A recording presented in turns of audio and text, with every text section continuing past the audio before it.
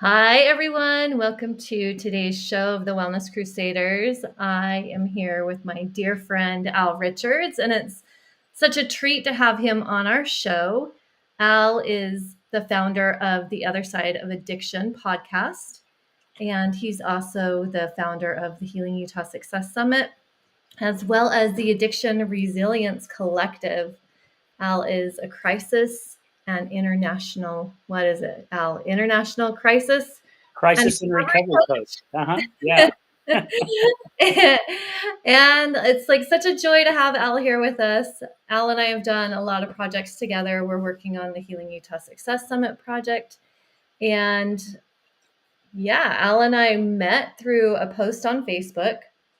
I've been on his show a couple times, and we both share the same passion for addiction and mental health and wanting to educate people and help save lives and just shift that paradigm and shift that stigma around like the whole addiction and mental health arena.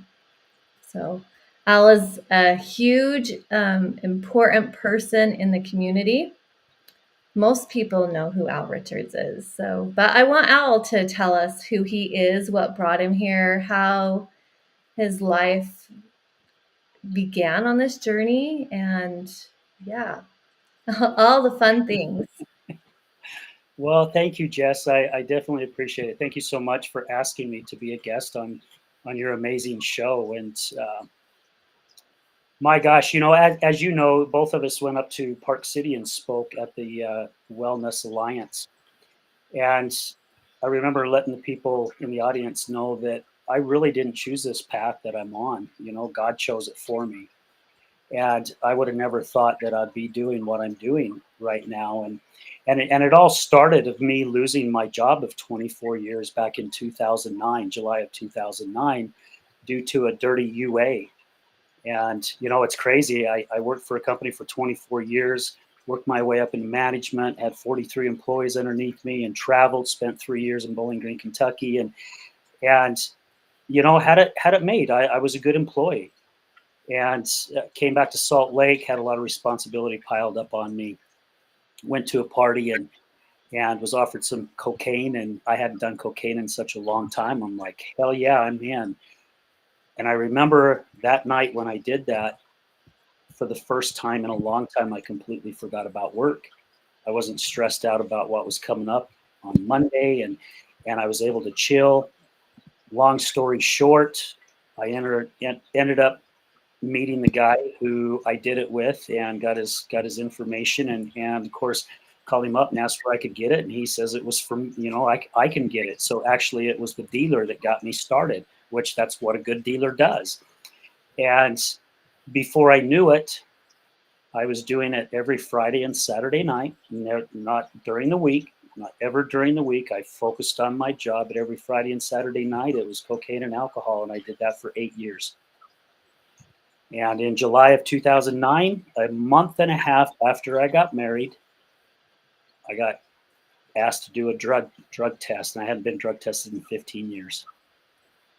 And some of those evenings, those weekends, when I looked in the mirror and asked God to help me, because I was at 198 pounds, pushing 200, really, really close, had never, ever weighed anything over 180, ever. And I asked God to help me. Well, he helped me. I lost my job, and that pretty much opened my eyes. And if you go back and connect my dots backwards from the last 15 years, I was being prepared to be exactly where I'm at right now. And shortly after I lost my job and started working on me as an individual, because I thought Al Richards was this really cool, awesome, kick-ass dude, and he was a man's man, and you didn't mess with me, and I come to find out I was the biggest liar and manipulator there was. And all I cared about was getting Al's way, and I'd do whatever it took to get Al's way. I didn't care who I hurt, who I had to push off to the side, as long as I got what I wanted. And it hit me pretty hard when a friend told me that.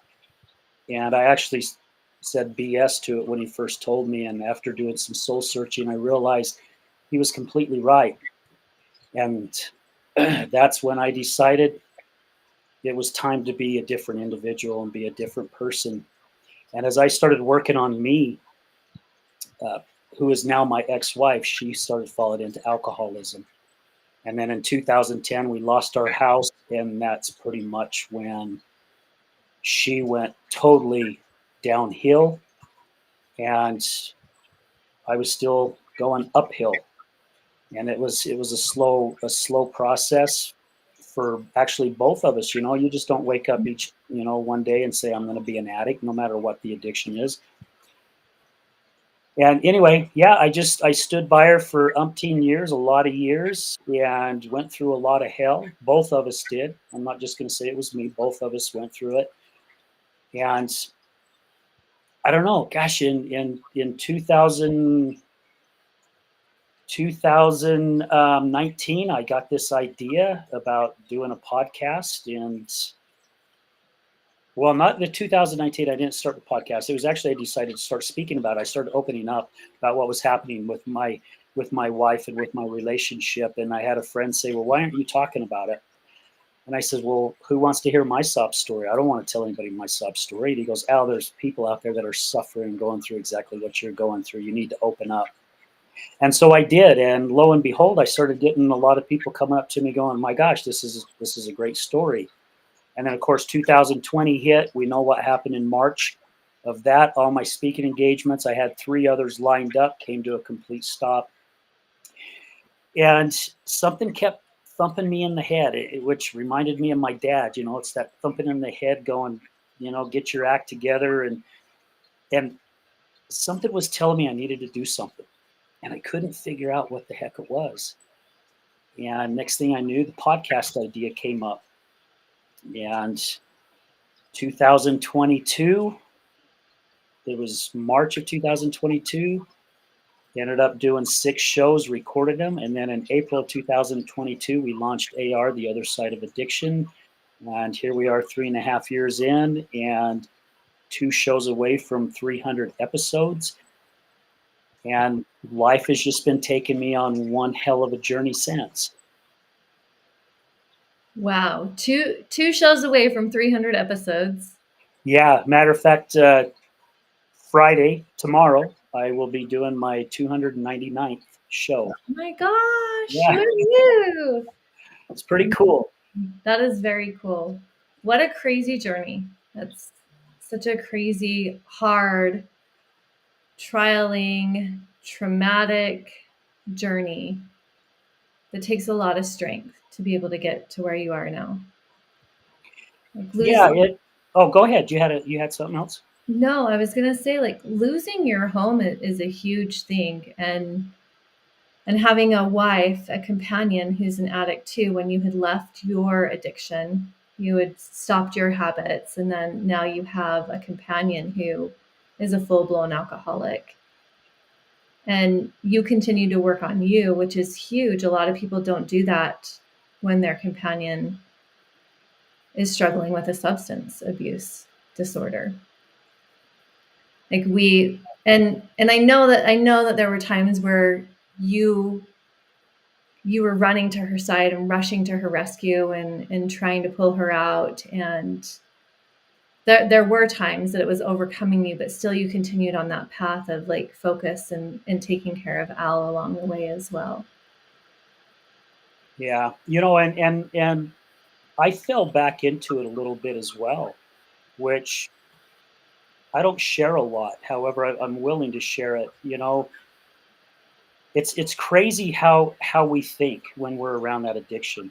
And you've heard me, Jessica, say that I became addicted to her addiction. And I know I can say that to you because I know you understand what that means. And I was, like you said, I was doing everything I could to stand by her and to help her get through this. And I actually started doing cocaine again because I'm like, I'm going to get her on cocaine. I'd rather have her do cocaine than alcohol because she's freaking mean when she's on alcohol.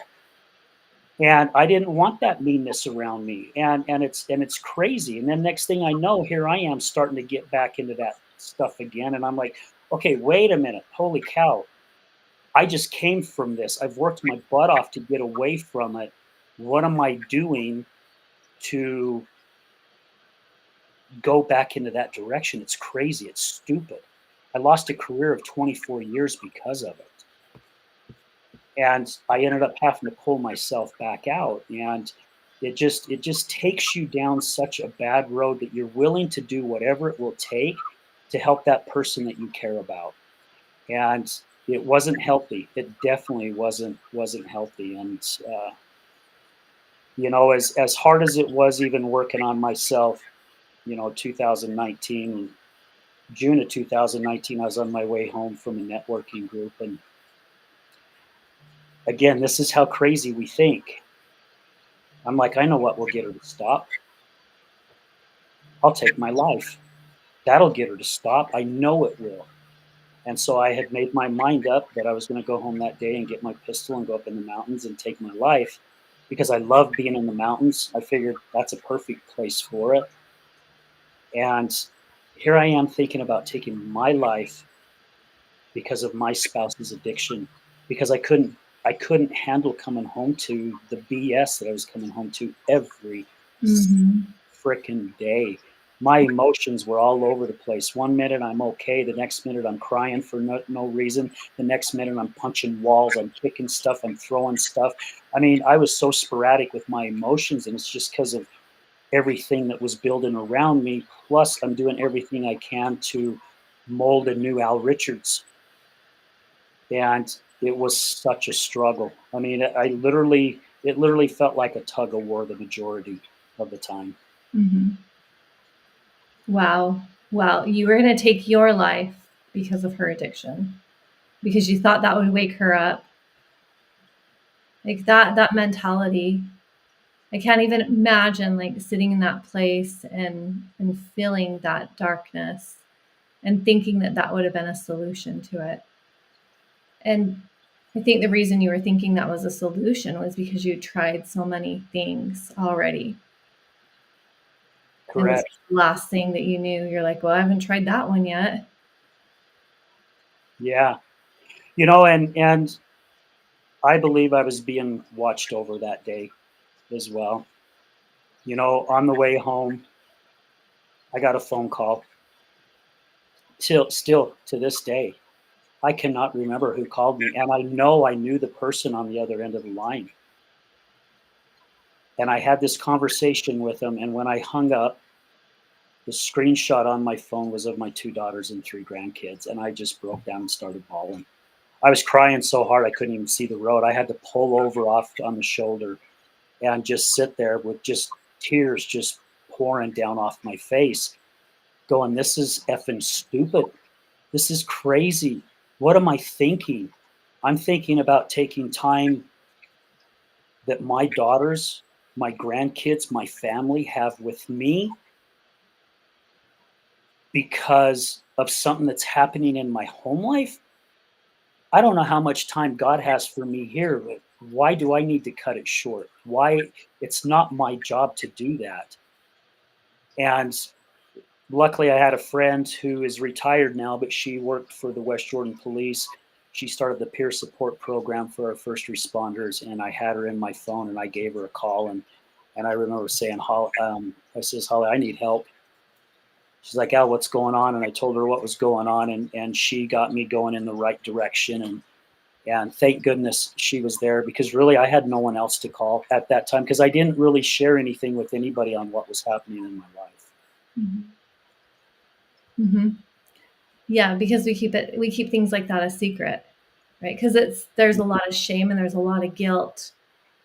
And I don't understand why we feel like secrets keep us safe when really they're keeping the perpetrator safe, or they're keeping that person safe, but they're not keeping us safe. We're like falling apart inside. I mean, to the point where you wanted to take your life. So it's so important to have that community. I'm so glad that whatever intervention happened that day happened for you so that you could be here right now doing this show with me. And so that Yeah, we can be doing some of the things that we're doing too within the community to educate and help those that are suffering and struggling. Yeah. You know, Wow. and I didn't really know of the resources that is out there. You know, and there's so many of them now, especially now, even just in the 3.5, 4 years that I've been in the recovery community and getting myself out there. I didn't know of any place to go for help. Because like you said, we keep it in. We don't want to talk to family because they don't understand. We don't want to talk to friends because they don't understand. Mm-hmm. You know, I'm not knocking Al-Anon because I went to Al-Anon and I'm not knocking it because it's for some people, just like some rehabs are for some people, and for some people it's not. It definitely wasn't a fit for me. And you and I have had many conversations about being able to have a facility or a place where people are feel welcome. And I'm not saying that people go to Al-Anon and they're not welcome. That's not the case, but it's just a different type of energy.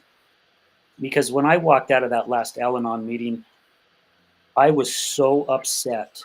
I was so angry. Like, why am I coming here? I'm already angry when I walk in this room. Now I'm really fuming. Now Yeah. I'm really ticked.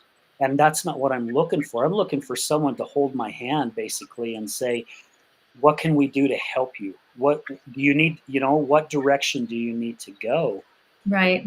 And that wasn't the case. And to be able to have places or people that you can talk to, that you can have that resource, I think is so huge.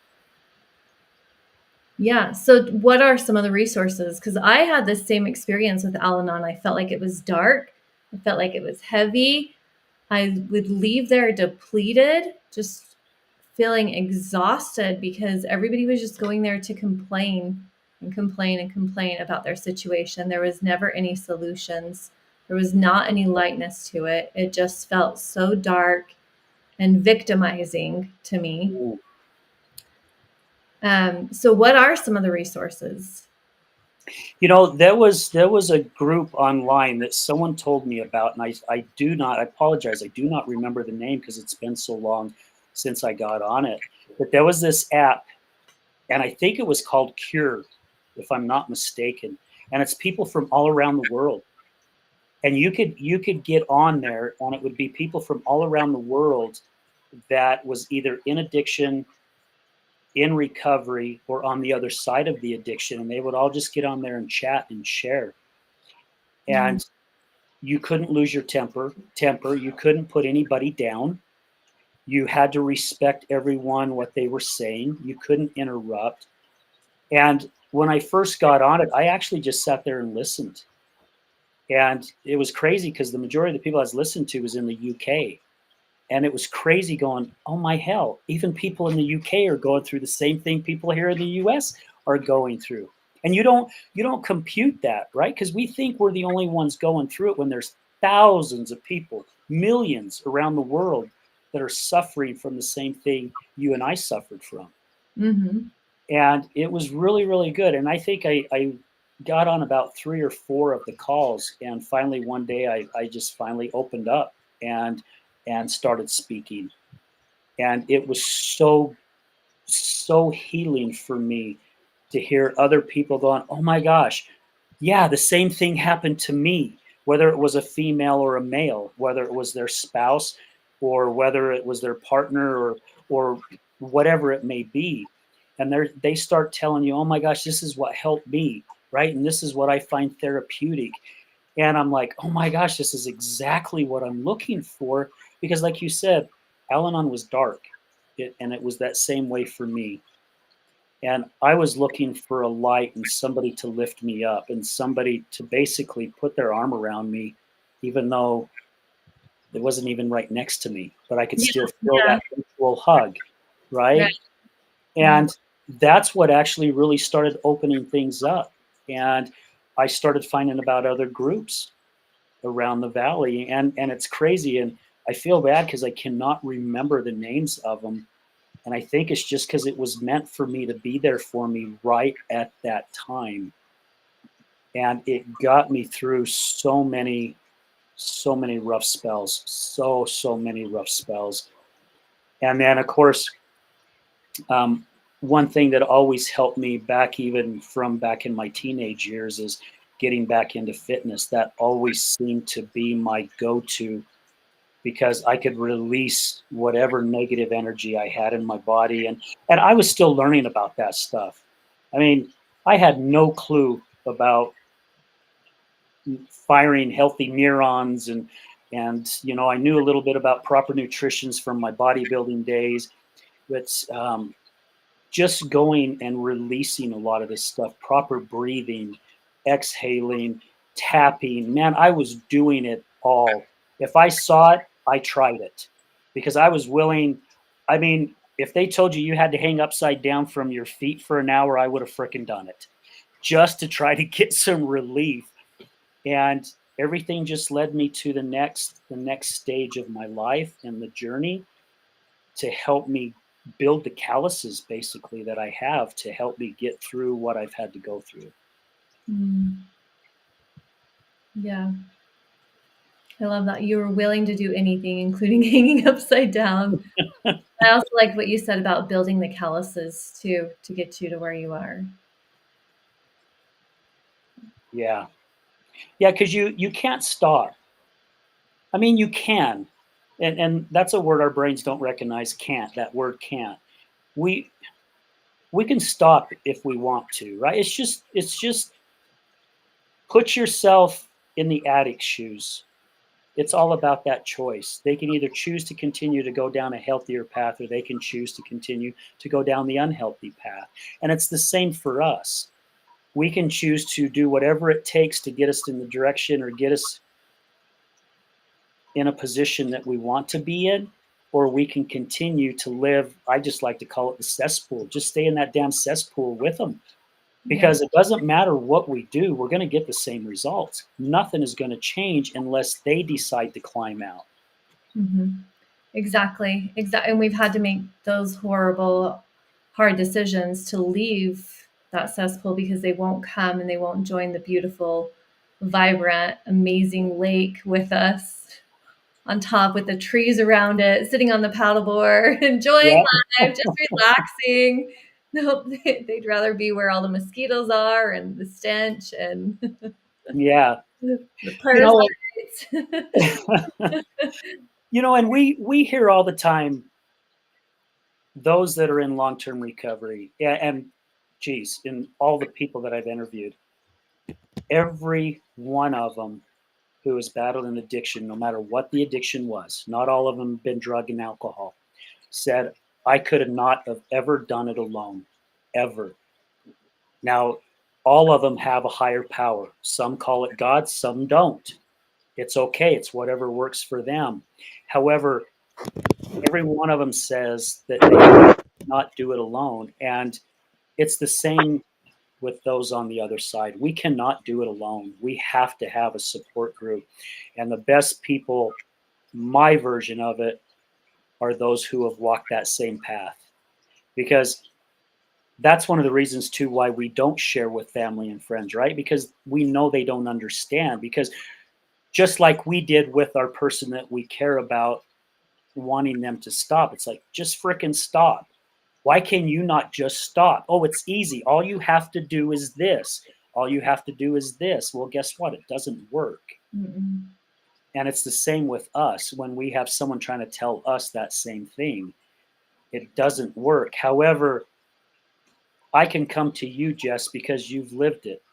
You and I, we can connect because we have felt the same pain.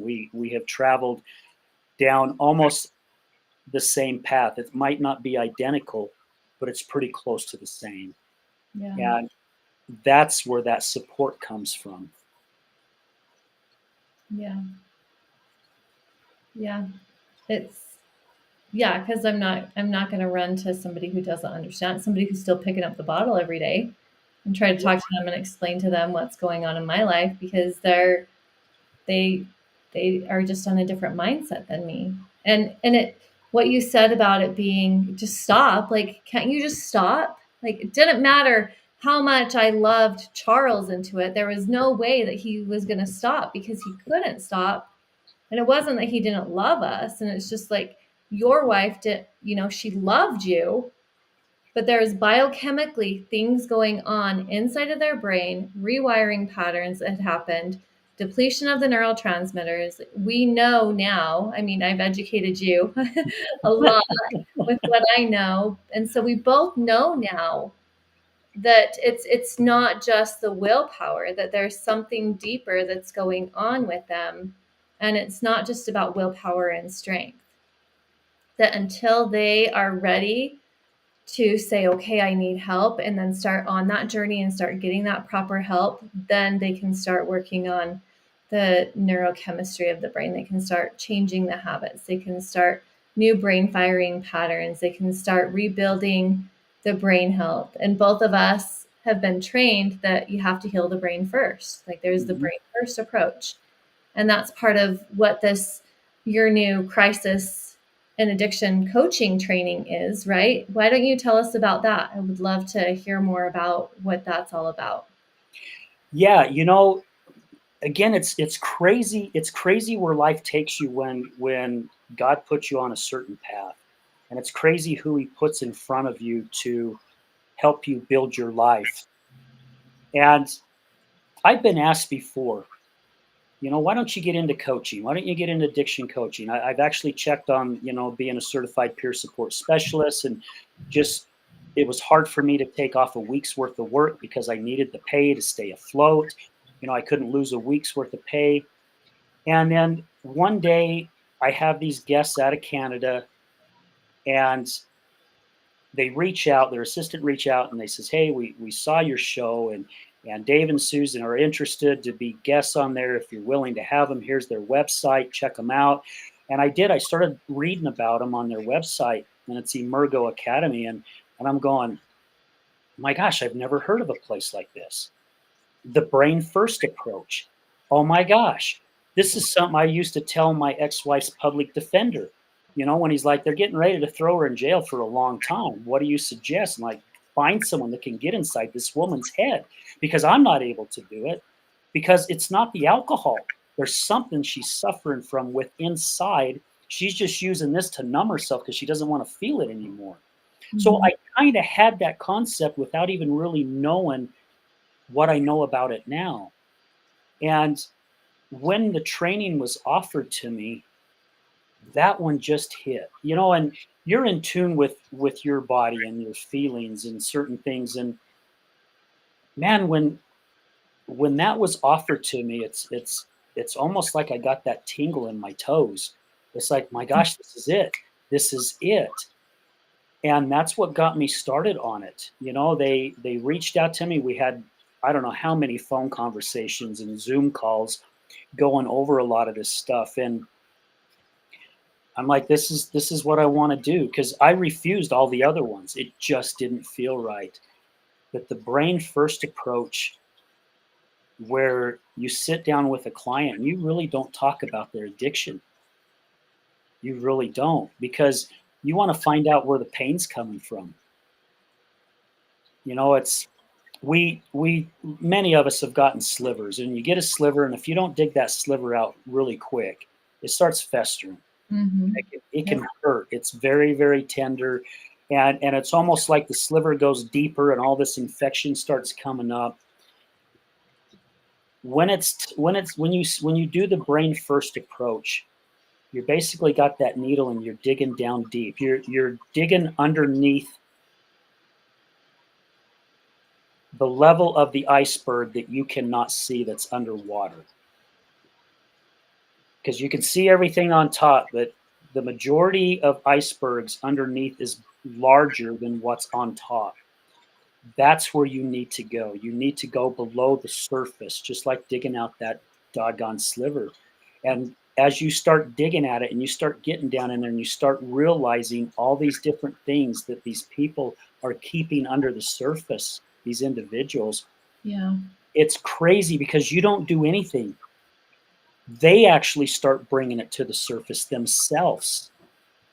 And next thing you know, you start seeing their light coming on and their light shining and their eyes getting bigger. And you start seeing an energy starting to come out, a positive energy. And that's what I loved about all this training that I've had, and just that brain first approach, which again, it's been a blessing meeting you because you're teaching me more about it as well, and it really really helps because I really do believe that's the key right there. Yeah, is that's one of the things that's missed at a lot of treatment centers, right? It's the trauma. Like they want to do the trauma work, but which is great, and looking at that festering wound like you were talking about too, but they also have to be nurturing the brain and nourishing the brain, and yeah, helping with that. And I love that Dave and Sue's have like become a part of your life and a part of your career path, and that they helped propel you forward into this position of being a coach because you have so much to offer and so much knowledge with all of this, Yeah. and so much compassion for people too. Yeah, again, it's crazy because even when they first offered it to me, I'm like, you know how we have that self doubt with something new, and it's like I really don't think I could do this. I don't know if I can sit down because, as you know, you've gotten to know me. I wear my emotions on my sleeve, and to be able to sit down, man, I've had to work hard to just keep that poker face and not get emotionally attached to it because that's what worked. And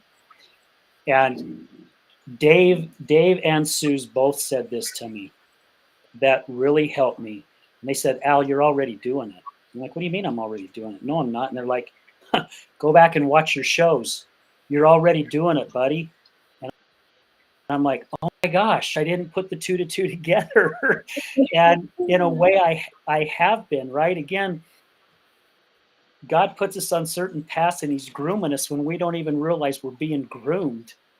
And all these years I've been doing this podcast was grooming me now to put me in the position that I am right now to be a crisis and recovery coach. Yeah. Yep. I love it. How do people find you? How do they book a session with you? Oh gosh, just you can find me all over social media. On Facebook, I have a couple different Facebook pages. Under Al Richards, under AR, the other side of addiction.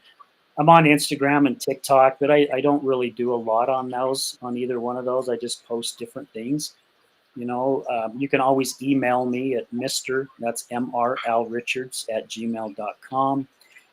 Reach out to me, and I'm more than willing to do what I like to call basically, um, gosh, my mind just went blank. Just kind of like an introduction where I sit down with an individual just to be sure that I'm a good fit for them and they're a good fit for me. Because what somebody who may work really well with me and I work well with them, it doesn't mean that the next person is going to do that. They may work better with you, Jessica, than they will me, and vice versa. So, and I also like to open up with people that I sit down with. I'm like, if there's anything you want to know about me, you can ask me during this first meeting, because after that, all that is off the table. It's all about helping you, where I don't bring my personal stuff into it. So, whatever questions people have for me, I'm more than happy to open up because I'm asking them to be vulnerable. So, I'll be vulnerable as well. Yeah, I love that. Love that. Thank you for that information. Mm-hmm. So I want to jump back to what you were saying about your wife and like her addiction and the anger. This part like really stood out to me, and I wanted to address it then, and then we just got off. But the anger that she had from her alcoholism, um, that irritability, that like 95% of alcoholics are hypoglycemic. And so I thought that was interesting because I could see that. Like I see that all over when I'm working with addicts, right? Working with alcoholics. And I see that with how my dad was now, because my dad was an alcoholic. But I thought it was interesting how you wanted to get her on cocaine So she would be more pleasant.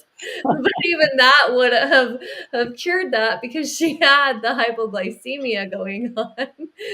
But I just think that that was such a funny solution of like, okay, well, maybe if she does cocaine with me. And I remember there was a point in time where I was drinking wine with Charles because I'm like, okay, well, if I can't beat him, I might as well join him, right? Like Yeah. that mentality. Oh my Yeah. God. Well, and it, talking about the anger, it keeps us away from that anger as well. You know, because for someone like me, when I was snorting cocaine, most people didn't even know I was on it. I was totally different. I wasn't gritting my teeth. I wasn't all jittery and and like tweaking or none of that stuff. I was just a totally different, chilled person, and just having fun and relaxing, and of course the stuff makes you talk anyway. So I'd really start talking. And I would even share things normally that I wouldn't share. It's almost kind of like that drug that they put in you when they're wanting you to confess stuff. It's like, man, I'd confess on anything. Just give me a line. Yeah, like what is it? The one that they gave him on Meet the Fockers, Yeah, yeah. the true serum. Yeah, the truth serum. And yeah, so it was crazy because it would really help me to where I wasn't getting so angry. And that's why I was starting to fall into that pit again. Because if I didn't do it the next weekend and she was drinking, my anger was coming back out. And I'm willing to share, and I'm not proud of this either, because I had a bad anger issue into my teen years, all the way up into my 20s.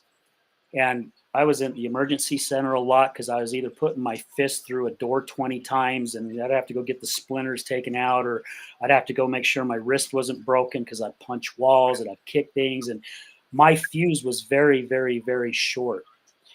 And it's just how I learned how to react because that's what I grew up around, right? If things didn't go your way, you got upset, you threw a fit. And I'm not blaming anybody. I'm just saying this is just how my life went. And when I'd get angry, those blinders would close in. And I mean literally to where I had no peripheral vision at all, period. To where I just saw what was in front of me and I didn't care how big, how small, whether you were male, female, whatever. I was coming at you like a freaking pissed off bull. And I didn't care if I was going to get my butt kicked or what. I'm ready to release. Mm.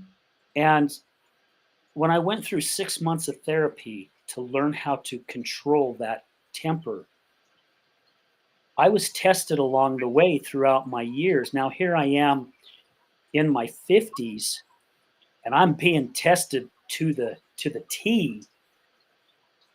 There were so many times, Jessica, where those blinders closed in to where she was up against a wall and I could feel my fist doubling up and I could feel my jaw starting to tighten and I could see just everything closing in to my target.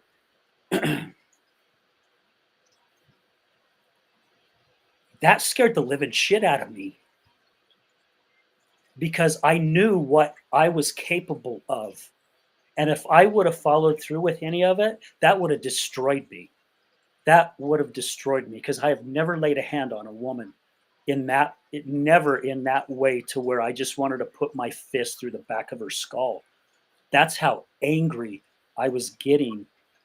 And that's why I ended up having to call the cops so many times.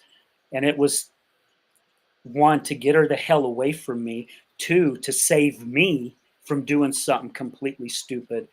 Because I was told by a couple friends once they knew what was going on, especially my friend Holly from the West Jordan Police. She goes, Al, you don't get yourself out of the situation, we're going to be coming handcuffing you one of these times, not her. Mm. I could understand that completely. And it does. And I know you've kind of gone in a certain type of direction as well, because it just takes control of your mind, like whatever substance they're battling with takes control of their mind. Mm-hmm. Oh yeah, yeah. There were so many times that I just wanted to like grab Charles and just be like, what's wrong with you? Like, just get sober, you know, like, because there's so much destruction. It wasn't just hurting me, it was hurting the kids, it was hurting their friends, it was hurting our family unit. And I knew that if he didn't get sober, that he was gonna die. Like, I knew that with all my heart. Like, that's why I fought it so hard. That's why I would chase him down. That's why I'd call the police. Like, when he would threaten suicide, like, there were just, I mean, that anger and that rage, it's so infuriating because it is controlling your life and you just want it to stop. Like, you just want it to stop. Yeah. Yeah. Amen. Definitely. Because especially the last time it happened with me, you know, I was literally sitting in one spot and my hand was, this is literally how my hand was shaking. That's how it affected me so bad. And it was scaring me. I had to get myself out of that situation as quick as possible, especially when I felt that adrenaline rush, you know, and both my hands are just shaking like this. It's definitely not healthy for either party. Mm-hmm. No, it's not. And there's so much trauma that happens when you are the loved one. Like, we need fixing, we need help, we need support. What about us? Yeah. What about us? Because it rewires our brain too. We think differently. We become like stalkerish, like, remember, like, checking Charles's phone and like getting on the call logs and seeing who he's hanging out with, watching where his location was at, like tracking him down, like all the things of trying to just save him, right? Like, being this crazy freaking wife. Yeah, his friends thought I was the crazy one, which, what? I was just trying to save my husband from dying. Like, what? Yeah, but again, that's where you go, right? Like I said before, we become addicted to their addiction. It Yep, draws us in that down that same dark rabbit hole. yep, yep. Oh, thank goodness. We can breathe now. We don't have to do Yes. that. We've broken those habits. Took a Yeah. lot of work. It took a lot of work, a lot of meditating, a lot of yoga. Yeah, that was other stuff I was willing to try also. You know, I mean, gosh, I did meditation, I did yoga, I did tapping, breath work.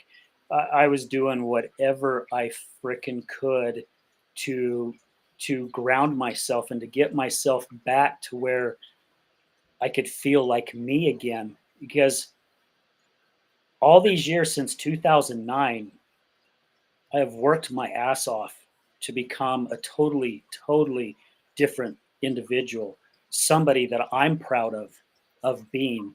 And I will continue to work. And I've said on my show many times that when it comes to working on yourself, there is no finish line. Anyway, that's my version of it. There's goals. You can reach goals and set other goals. When it comes to working on being a better human being, there's always something you can work on. And I realized that quite a few years ago because I thought I had the world by the balls again. And then I got woke up real quick, and I think that was God's way of shooting his bolt of lightning, going, "Huh, you think you got it? No, wait a minute here, buddy." And I'm like, "Oh my gosh, okay, I got to continue to work on this and be this better person." And it's healthier, and it's not selfish. I always looked at being selfish like the old me, right, where I was a liar and a manipulator. I was selfish in the bad way. It was to get whatever Al wanted. However, there's the healthy selfishness where you end up helping more individuals by helping yourself first, by taking care of yourself first, by loving yourself first. I never realized, Jessica, I thought I did. I always loved Al Richards, but he was a complete freaking asshole. I was loving a complete dickhead and an asshole. And no wonder why a lot of my marriages didn't work. You know, it just wasn't all them. I participated in it as well. And I could have handled things a lot differently. Where now I love who Al Richards is. And do I still have a lot to work on? Hell yeah, I will the rest of my life because there is no perfect person. There is no perfect man, just like there is no perfect woman out there. And it's really helped me. It's really helped build me up and help build my character. And it's really helped me help other individuals because of that without me even frickin' knowing I'm doing it. That's the Mhm. amazing thing. Yeah. Yep. I love that. And you know what? It's part of that whole like healing misconception. People are chasing their healing, right? They're chasing all these different healing modalities. And when this happens, and when this happens, and when this happens, and I'll try this treatment, I'll try this psychedelic experience, I'll try this sound therapy, I'll try whatever it is, right? They're chasing all these different healing experiences and thinking that there's like a finish line for that too, when the healing is an everyday journey. Healing is part of Mhm. the everyday journey. There's no time of just like, when I'm healed, then my life will be perfect and it will be peaceful and this. No, every single day is part of that healing journey. Every single day you're working on bettering yourself from who you were yesterday or who you were 5 minutes ago, Yeah. because Yeah. we're constantly changing, we're constantly growing, we're constantly learning, and something that I believed yesterday might not be the same truth for me tomorrow. But the core of like who we are is we want growth. The core of who we are is the honesty.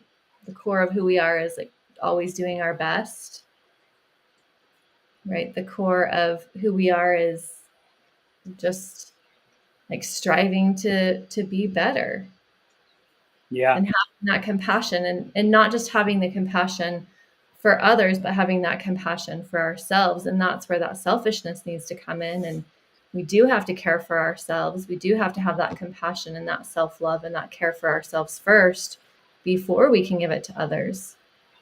And I always thought that was a crock of shit, honestly. I thought that was a crock of shit Yeah. But it's until so true. yeah, until I started practicing it and I was like, oh, this makes sense. I have more energy now to give to other people because I'm actually rejuvenating and taking care of myself, taking a bath or calling a timeout or shutting my phone off or whatever it is that I need to do to take care of me, to rejuvenate, get that energy back. And then I can go back out into the world and help those that are struggling. But when you're depleted, when you give and give and give and give and give and give to everybody else and don't give to yourself, it's so depleting. It's that oxygen mask, right? Yeah. Yeah. Mm. Perfect analogy. Yeah, that's why it's used all the time, because it's exactly how that is. You know, you can't save you can't save someone else's life if you can't save your own. No, and what if you had gone throughout the day giving and giving and giving and giving, and now you have a person that's dying from an overdose, but you're too exhausted to call 911 and save their life? Yeah. That's not fair. It's No, not fair at it's all. not. You know, I was invited to a talk a couple weeks ago, and another good friend of mine who's becoming a really good friend of mine used two words in his talk over and over and over, and it was integrity and accountability. And it hit home to me because someone who didn't have any integrity at all, which was me, to have that and to stand by it means everything. And it changes your life in so many different ways. And also the accountability, you know, to where and you know what I'm going to be talking about at our summit. You know, it's stop pointing fingers. You know, take accountability. Take accountability for your actions. Stop and think a little bit, because there's times where I've still kind of blown off the handle, not in the rage that I used to, but a lot more calmer, but still go in the wrong direction, to where I finally get myself calm and I go back and sit and go, okay, wait a minute, what's the lesson behind this? What am I missing? What did I not see because I allowed my eyes to go in a different direction? And to go, oh my gosh, oh man, I could have handled this so differently. I could have handled this in such a better way. I allowed my ego to kick in and take me down a different path. Mm-hmm. And it's okay. There's nothing wrong with it, because we're not perfect. We cannot freaking be straight and narrow all the time. It's impossible. However, if we can learn by it and recognize it, whether it takes 24 hours or it takes a freaking week or 2 weeks, doesn't matter, as long as we can figure it out. That allows us to handle that a little differently next time. So again, we've grown just a little bit more, not a lot, but we're still growing. And to me, to have that accountability, to be able to go back, I mean, I had to have a phone conversation this morning. I got on the phone this morning and called somebody and said, hey, I just want you to know how much I think the world of you, and I care about you, and I trust you, and I apologize, for some things that I said. I literally, Jessica, I have been up probably since about 1:30 yesterday morning, because I woke up around 12:30 and my mind just started going, and I could not go to sleep. And it's because I believe I had to figure out why I went the direction that I went. And when I started to actually figuring things out and opening up and seeing the things, the information that was downloading in my head at the time, that's when I went, all right, it's time for me to tuck my tail between my legs and stand up and be a man, a real man, and go, guess what? I messed up. And that does a lot for your life. Mm-hmm. And then to ask for the forgiveness too. Yeah, and the individual basically brushed it off. Literally, they just brushed it off. They're like, hey, let's just take this as a growing moment, right? We're all good. We just learned from it, right? I learned from it. You learned from it. And my gosh, the relief that I got from it. And it was all from taking accountability. That's it. That's all it freaking took. And it eased me like that. It was immediately, it was out of my head. No more thoughts about it. But it was probably like eating at you and festering and going around in your head. And yep. Oh yeah. Well, that's why I couldn't go back to sleep, right? Because I kept going back, and then also I literally started focusing on how things really are, and I just started looking at the lesson behind it, and I was seeing it totally the wrong way. And once I started opening my eyes, that's when I realized I was way out of bounds on this one, and it really helped to open up. And thank goodness the individual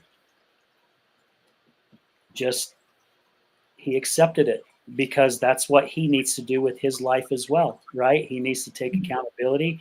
He also has to have the integrity, and he knows that we cannot grow if we continue to hang on to the shit ball in our hand.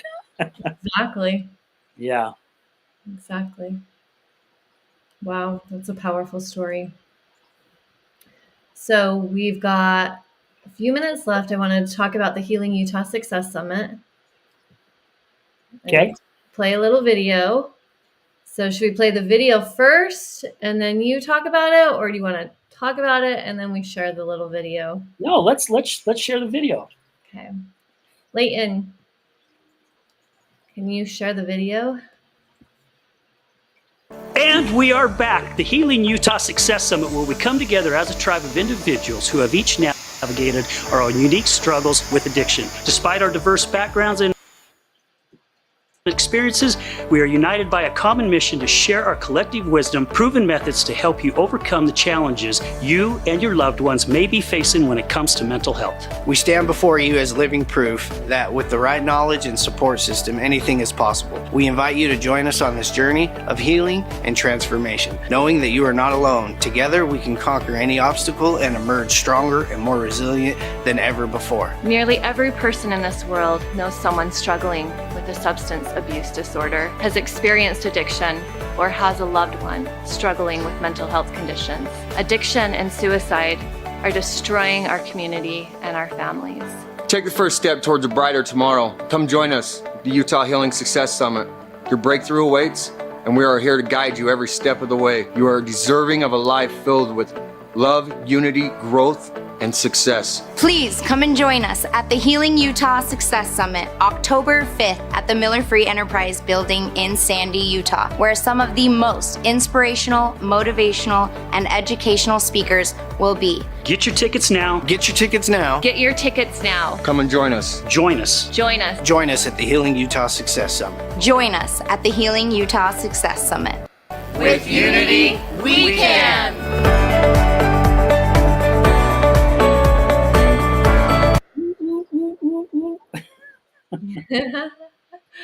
I got chills watching Yeah. that. That video turned out very, very well. Yeah, it did. Wow. What a fabulous team. So what is the Healing Utah Success Summit?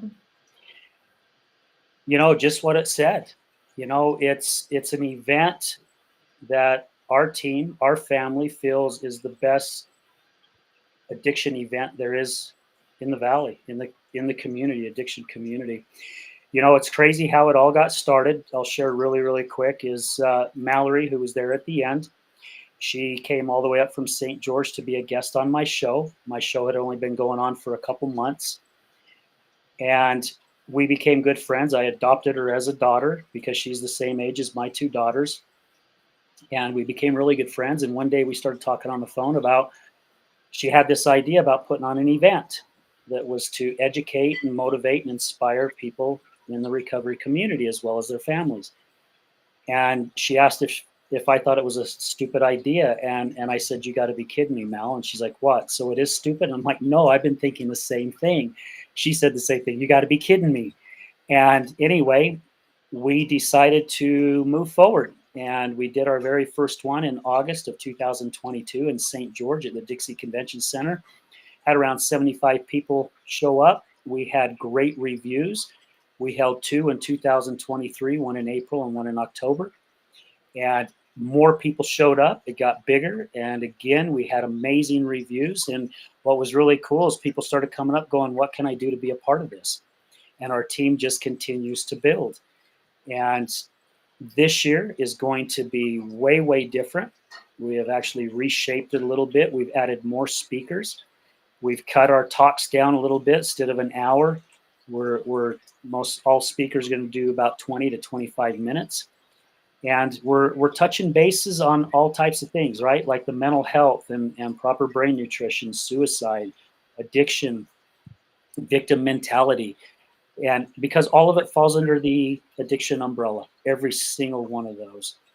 And we've got some amazing vendors that are coming out. We've got some great sponsors. We've got Red Barn Academy out of Farmington, Utah, is one of our main sponsors, the City Journals. We've got New Human, who has stepped in to be a big part of this. We are just, yeah, it's just an event, guys, that please come and attend. Jessica is going to be speaking. I'll be speaking. Malory's speaking.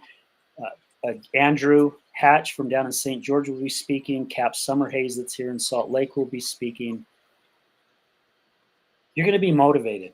I mean, seriously, you will be motivated. We have had certain individuals that have not missed an event. They even came to the one in St. George, and they've been to every single event. And I've ran into a couple of them at some other networking things, and they all said, we'll see you at the event. They've already got their tickets. So that says something. Yep, it does. It's exciting. I'm excited to be part of it. Thank you. We're excited to have you a part of it. It was crazy. I remember you and I was talking one day and talking about the summit. You're like, well, I want to be a part of it. And so I connected you with Malory, and now here you are. You're on the team, and it's amazing. I'm on cloud 9 for 2 weeks after the event. And I'm not just saying that to say it. Literally, I am on cloud 9 for at least a couple of weeks after the event, just because of the individuals that come up and talk to you after the event, because you know you touch somebody's life. And that's what this is all about. Amazing. Looking forward to it. So how do people get tickets? They go to Ruesch Recovery? Yeah, Ruesch Recovery. That's RUESCH recovery.com. You can get tickets there. You can also reach out to me, Mr. Al Richards at Gmail. and we can get you connected. Tickets are only $25, really, really cheap for an event like this. And we wanted to keep it low in cost because we feel like it's about the message, not about the cost of a ticket. And it's on Saturday, on October 5th at the Miller Free Enterprise Building in Sandy, which is the Miller campus out there just south of Colonial Flag off of I-15. From 10 a.m. to 3 p.m.? Yep, from 10. That's actually about from 10 to 3:30. Yes, thank you for bringing that up, Jessica. Okay. All right. Anything else? Anything else you want to share? Yeah, thank you for asking me to be on your show. I really appreciate it. When you asked me, I was all excited. I'm like, all right, I get to be on Jess's show. So thank you so much. You're welcome. We're happy to have you. You're welcome. And thank you to our hosts, kmmu.org, Main Street Media in Heber City area. We're so grateful to them for this platform and for having the Wellness Crusaders as part of their series.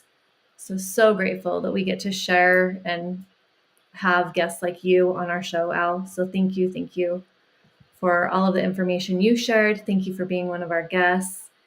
And we're going to end. I don't think we need to do Q&A. I think we're okay. So follow us on social media. Al's information will be down in the video below. You'll be able to find him at any of his links there. And thank you, everyone, for watching. Thank you for joining us. I'm signing off. Much love to all of you.